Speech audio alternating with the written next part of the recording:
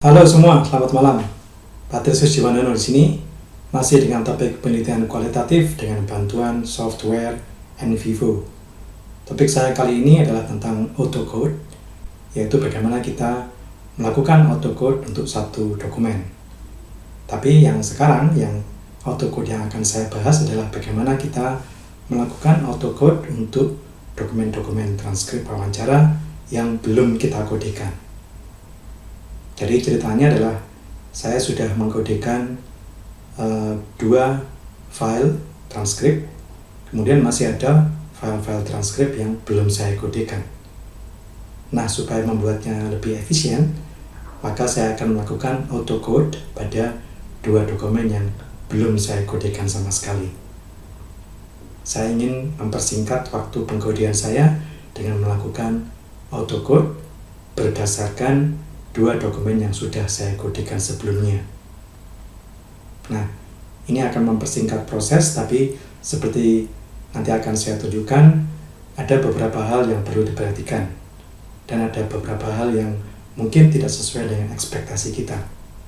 Nah, salah satunya adalah fungsi autocode untuk hal ini itu hanya berfungsi dengan baik kalau dokumen transkrip kita itu dalam bahasa Inggris. Nah, kenapa kok bahasa Inggris ya?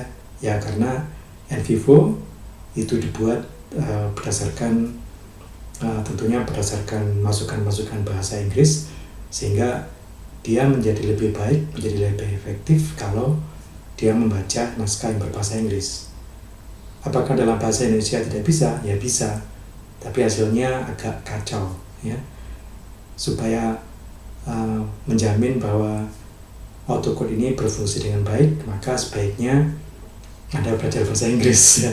Atau sebaiknya transkrip wawancara yang Anda mau kerjakan itu ditulis di dalam bahasa Inggris. Nah, bagaimana caranya? Mari kita simak sajian saya. Nah, ini adalah koleksi dari transkrip saya. Topiknya tentang bullying ya. Jadi tujuan penelitiannya adalah mendapatkan wawasan dari guru, dari konselor sekolah, dari ibu si pembuli, dan juga korban bullying. Tujuannya adalah untuk mengenali tema-tema apa yang mereka sampaikan dalam pembahasan tentang bully atau tentang perundungan ya. Jadi saya sudah punya 4 wawancara ini. Ini adalah dengan seorang ibu, seorang pembuli, ini dengan konselor sekolah, ini dengan gurunya, ini dengan korban bullying. Nah, saya akan menunjukkan kepada Anda bahwa saya sudah melakukan pengkodean untuk 2 transkrip tersebut ya. Nah, sekarang saya akan membuka layar NVivo saya dan kita akan bergerak dari sana. Nah, ini adalah layar NVivo saya. Saya sudah mengimpor semua file transkripnya. Jadi keempatnya sudah ada di sini. Tapi saya baru melakukan pengkodean pada hanya 2 dari antaranya. Ya. Jadi yang pertama adalah interview with the school counselor on bullying. Itu sudah saya kodekan, ada 35 kode. Kemudian interview with the teacher on bullying, dengan gurunya sudah ada 12 kode. Nah, sekarang saya sudah memasukkan dua dokumen lagi, yaitu dengan ibu seorang pembuli dan dengan korban bullying. Tapi belum saya kodekan. Di sini masih 0 ya kodenya. Ya, nah sekarang saya akan melakukan autocode pada 2 file yang belum saya kodekan ini, berdasarkan kode-kode yang sudah saya buat pada 2 file sebelumnya. Nah, mari kita lihat dulu kodenya seperti apa. Nah, seperti ini ya. Jadi ini sudah saya kodekan dari 2 dokumen tadi. Ada anti-bullying policy, ada building positive school culture, ada cause of bullying, definition of bullying, dan sebagainya. Ini masing-masing atau beberapa di antaranya adalah kode induk, artinya dia memayungi beberapa kode lain ya. Ini kalau kita klik tanda tambahnya, maka akan keluar subkodenya ya. Jadi sudah cukup banyak ya, sudah cukup banyak kode yang saya hasilkan dari dua dokumen tadi. Sekarang saya ingin melakukan autocode pada dua ini. Kita klik dua yang belum dikodekan, kita klik kanan, kemudian autocode ya. Kemudian kita akan mengklik use existing coding patterns, artinya kita akan menggunakan pola pengkodean yang sudah ada dari dua dokumen sebelumnya. Kita klik next, kita klik select the codes or relationships to code to. Ini kita pilih kodenya. Nah, kita pilih semuanya. Semua ini ya akan kita terapkan ke dua dokumen yang baru tadi. Kita klik OK. Kemudian select coded files that you want to base the coding patterns on. Ini kita harus memilih transkrip wawancara yang akan menjadi dasar dari autocode tadi. Nah, ini tentunya adalah file yang tadi sudah saya kodekan. Jadi kita select di sini. Dua file yang sudah saya kodekan adalah ini ya. Kemudian kita klik OK dan kita klik next. Nah, ini yang penting ya. Di sini ada pemberitahuan bahwa untuk yang tidak ada masalah itu ada 3 ya, jumlahnya 3. Tapi juga ada yang insufficient coding. Insufficient coding artinya codingnya tidak mencukupi. Kenapa ini timbul? Karena NVivo menemukan bahwa ada penggalan-penggalan di dokumen yang baru tadi yang tidak bisa masuk tepat ke kode-kode yang sudah saya buat. Ada penggalan-penggalan yang tidak relevan, sehingga kalau dipaksakan itu malah akan mengacaukan hasil kita. Jadi jangan mengklik yang ini ya, karena insufficient coding itu artinya ada ketidaksesuaian antara penggalan yang dia temukan dengan kode yang sudah saya buat ya. Kemudian juga ada yang no coding. Wah, ini lebih keras lagi, artinya ada penggalan-penggalan yang tidak bisa dia tempatkan di kode-kode yang sudah saya buat, sehingga no coding ya. Jadi hanya 3 yang ternyata aman ya. Jadi saya klik yang aman saja, yang ini ya. Kemudian saya klik next. Nah, kemudian saya klik sentences, karena tadi kan berupa kalimat ya, berupa kalimat-kalimat si responden ya. Kita klik sentences, kemudian kita klik finish. Nah, sekarang kita lihat hasilnya ya. Lihat di sini tadi kan ini dan yang atas dan yang paling bawah itu adalah 0 ya. Tapi sekarang yang atas tetap 0. Artinya memang tidak ada penggalan yang sesuai dengan kode yang sudah saya buat. Jadi hasilnya 0. Tidak ada penggalan yang dikodekan sama sekali oleh NVivo. Sementara ini dia cuma bisa menemukan 2 kode dengan 2 segmen yang ada di wawancara ini ya. Jadi memang jangan membayangkan autocode itu sebagai suatu alat ajaib yang kemudian akan membantu kita mengkodekan semuanya ya. Jadi begitu ngeklik autocode langsung selesai semua, kodenya beres semua. Tidak seperti itu, tidak seindah itu ya. Jadi NVivo akan mengatakan ada kode-kode yang ternyata tidak memadai, tidak relevan, bahkan juga ada segmen-segmen yang tidak ada kodenya. Dan yang aman yang bisa dikodekan hanya 2 di sini ya. Jadi ini hanya 2. Kalau kita lihat di codesnya,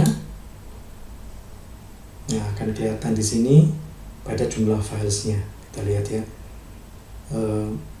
ini hanya dikodekan 2. Tadi kan filesnya 4 ya. Ternyata cuma dikodekan hanya pada 2 file. Ini cuma satu. Ini 2. Nah, ini yang 3. Forms of bullying itu dikodekan 3 ya. Jadi lebih banyak daripada yang 2 tadi kan, tapi cuma 3, nggak sampai 4. ya juga cuma 2, cuma 1, ini cuma 2 ya. Ini juga 2. Jadi ternyata dengan menggunakan autocode itu hanya ada satu kode, yaitu forms of boolean yang bisa berlaku untuk ketiga file tadi. Ya, nggak semuanya memang ya.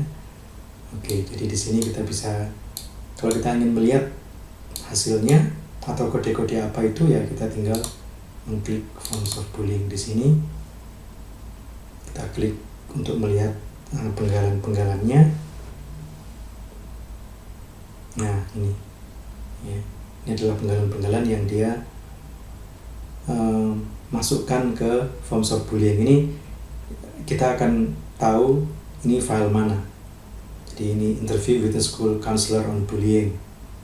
Kemudian ini dari file interview with the teacher on bullying. Kemudian ini interview with the victim of bullying. Ya, jadi kita lihat di sini file-filenya. Nah, kita juga bisa memeriksa hasil codingnya di sini. Kalau ternyata ada satu hal yang ternyata tidak sesuai, tidak relevan dengan kode itu, ya tinggal kita highlight, kemudian kita klik kanan, uncode from this code. Ya, uncode from this code artinya mengeluarkan dari kode itu karena tidak sesuai. Ya. Tapi kalau ini sesuai, ya sudah kita biarkan di situ. Ya. Jadi itulah hasil dari autocode kita. Kita juga bisa melihat di sini. Ya, ini 1. Kita bisa melihat di situ. Ini hanya dikodekan dari file interview with the victim of bullying. Ya, jadi memang tidak semua kemudian bisa langsung dikodekan. Ya. Nah, sekarang kita ingin melihat bagaimana tadi kan unit of analysis-nya adalah sentences. Sekarang bagaimana kalau kita ubah ke paragraphs? Ya, oke. Sekarang saya akan ulang. Saya akan batalkan yang tadi. Saya akan mengulangi lagi autocode-nya. Ini kita kembali files, kemudian ini kembali 0 ya. Oke, sekarang saya akan mengulangi lagi. Ini saya hilangkan dulu ya. Saya akan mengulangi lagi proses autocode-nya. Klik kanan, autocode, use existing coding patterns. Jadi kita akan menggunakan pola pengkodean yang sudah saya buat di kedua dokumen yang sebelumnya. Kemudian klik next, select di sini semuanya, semua course masuk ya. Oke. Kemudian select. Dasar dari autocode-nya adalah 2 dokumen yang tadi sudah saya kodekan. Kita cek di sini. Kemudian kita klik oke. Dan kita klik next. Nah, seperti tadi ya. Jadi hasilnya sama seperti tadi. Yang aman cuma 3. Oke, kita klik yang aman saja. Kita klik next. Nah, sekarang kita berubah menjadi paragraphs. Jadi unit analisisnya yang dia lihat adalah paragraf per paragraf, bukan per kalimat ya. Kita lihat seperti apa. Nah, ternyata di sini lebih baik sedikit ya. Tapi tetap aja ada satu file yang 0 kodenya. Nah, kemudian yang di sini dia berhasil mengkodekan 3 ya. Kalau kita lihat codes-nya, kita melihat file-file yang dia kodekan ini cuma 2, cuma 1.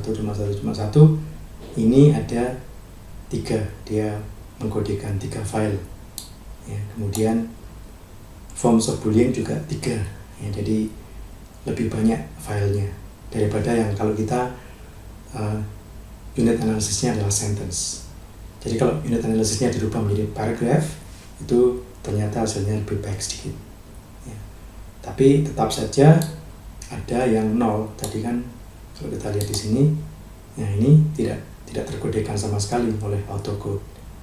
Terus bagaimana? Ya harus kita kodekan sendiri ya, harus kita kodekan sendiri ya. Tapi setidaknya kita sudah punya sedikit bantuan dari AutoCode, yaitu untuk hal yang ini. Sekarang dia sudah isinya sudah dikodekan sebanyak 3 kode dan ada 4 penggalan di situ. Oke.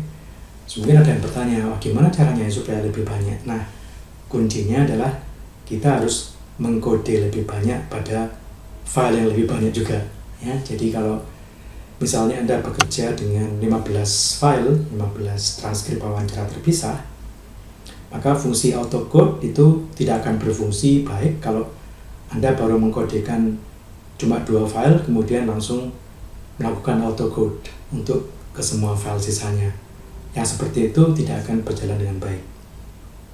Tapi kalau Anda sudah mengkodekan sekitar, ya katakanlah 40% dari semuanya itu, ya, jadi kalau ada 15 file, ya itu sendiri 40% dari 15 file itu berapa.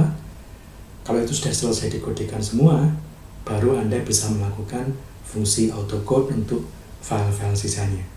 Hasilnya akan relatif lebih baik. Ya, tapi sekali lagi, Anda harus mengecek lagi hasilnya, kemudian seperti tadi yang saya lakukan, kalau memang ada yang tidak cocok, ya dibuang saja. Ya, kemudian untuk sisanya, yang mungkin ada file-file yang tidak terkodekan, nah itu harus Anda kodekan lagi. Anda harus telaten mengkodekannya kembali, atau mengkodekan file-file yang belum terjaring di dalam AutoCode. Ya, jadi seperti itulah bagaimana AutoCode bisa sedikit membantu kita untuk membuat proses pengkodean lebih efisien. Kiranya tips ini bermanfaat. Sampai jumpa di episode mendatang.